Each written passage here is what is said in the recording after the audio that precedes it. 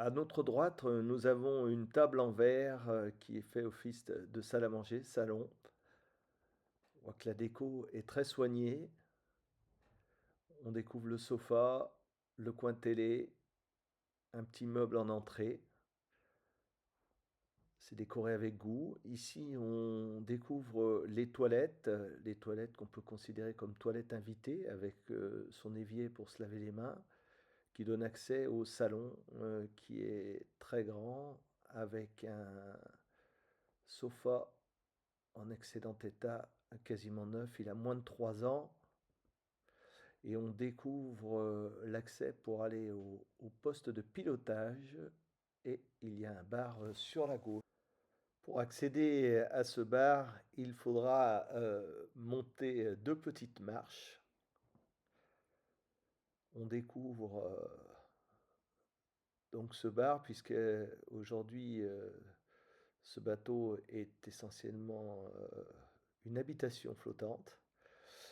On découvre ici la cuisine avec un four, une plaque à induction à 3 feux, de nombreux rangements. On a vu le lave-vaisselle, on découvre encore de nouveaux rangements, des plans de travail. On a ici le poste de pilotage qui est sur la droite.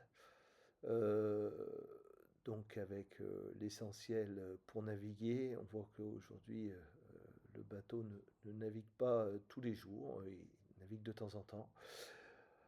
On accède, à la partie, avant, et notamment avec, 2 grandes cabines qui sont équipées chacune, d'une, salle de bain. Donc là, on a une première cabine avec 2 lits séparés. On voit que c'est assez lumineux. Les lits sont de 90 par 190, les 2 lits séparés. On voit qu'il y a un grand rangement, une télé aussi. Donc on a une salle d'eau avec, évier, WC électrique et douche. Tout cela est très moderne. Je rappelle que le bateau a été refité en 2000, en 1999, pardon.